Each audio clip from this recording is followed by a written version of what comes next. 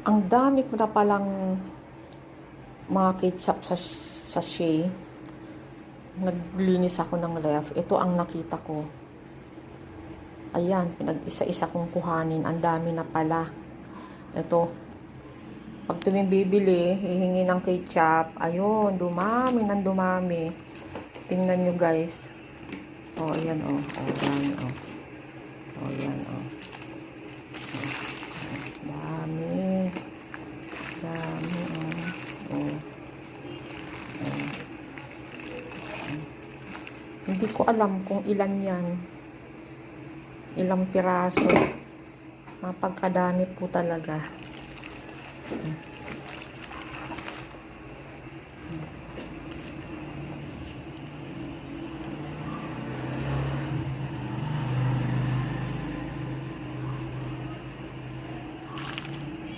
Bilangin ko kaya.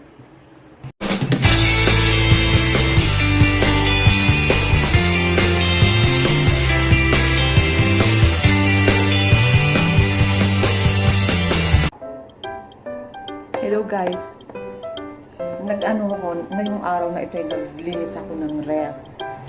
Dahil wala naman akong ginagawa. Alam mo naman, wala tayong nandito lang tayo sa loob ng bahay. Ang ginawa ko, nag-ayos-ayos ako ng ref.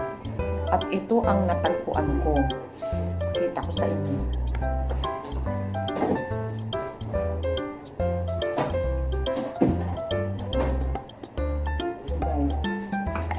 Guys, tingnan mo.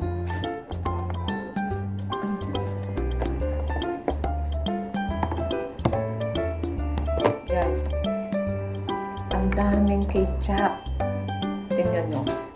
Ibubuhos ko Yan. Yan guys. Yan.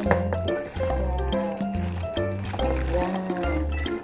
Siguro guys, kung titingnan mo, napakadami guys. Ayan. Kung bibilangin mo siguro, ito ay nasa 150 pieces. Iba-iba. Iba-iba yan. Yan. May McDo. May KFC.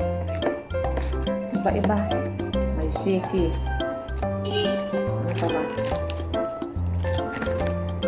Yan. Dami guys, oh. May ano, oh. Yan. Ganyan. Ang dami. Guys, ano, oh. So, yan, oh. Oh. Pero guys, ano na ito? Siguro expired na to. Sa dami. Ayan. Sa dami-dami na to. Hindi mo na malayan. Dumami. Mayroon pa guys sa rep.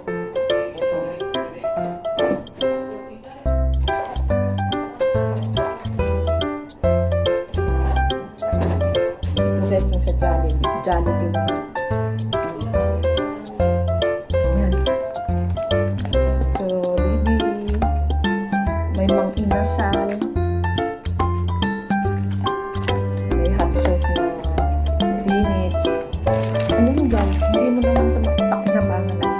Tinignan ko yung expiration. Ano na? Mga October pa, oh. Kumali October 20. Basta, expired na siya. Ito naman, pag bumibili sa mga inasal, tinitake out, ayan. Ayun guys, kung bibilangin ko, ewan ko ng ilan ito. 150 pieces to. 167. Ganyan. So guys, naglinis-linis ng refrigerator. May mga Nakuha. May malunggay guys. Ay, tagal na.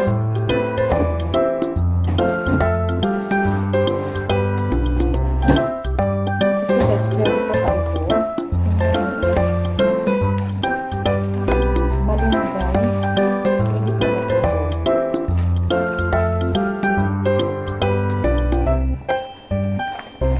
Crispy na malunggay.